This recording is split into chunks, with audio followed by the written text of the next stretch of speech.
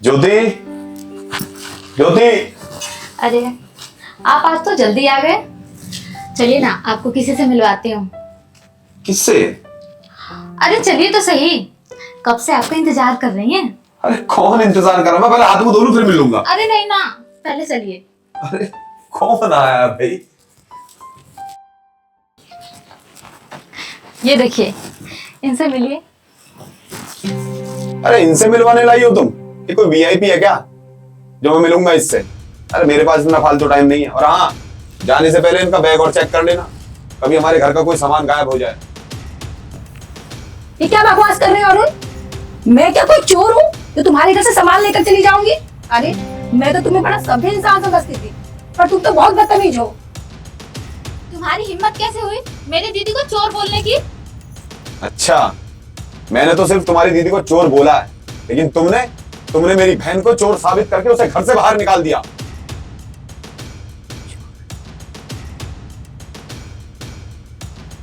ये क्या सुन रही हूँ मैं कि चोर साबित करके निकाल दिया? इसका क्या मतलब अरुण?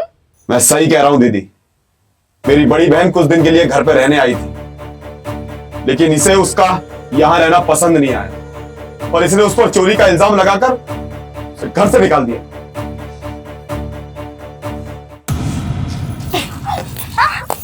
अरे दीदी छोड़ दीजिए, मत मारिए, मत मारिए, छोड़ दीजिए।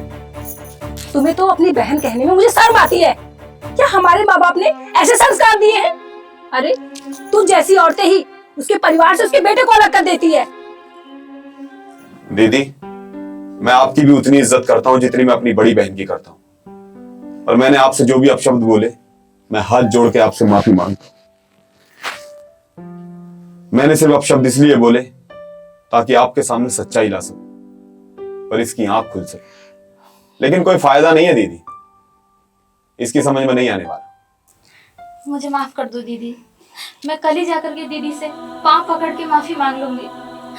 माफ कर दो। देखो ज्योति, किसी के साथ गलत करने से पहले ये सोचो कि अगर वो गलत काम हमारे साथ होगा तो हम पर क्या बीतेगी। अरे जरा सोचो उस दीदी की, जिसके ससुराल में कितनी बदनामी होती होगी, उनके ससुराल वाले उनके कितने ताना देते होंगे।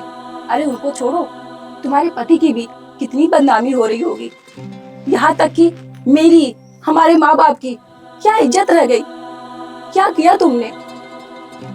तुमने जरा भी सोचा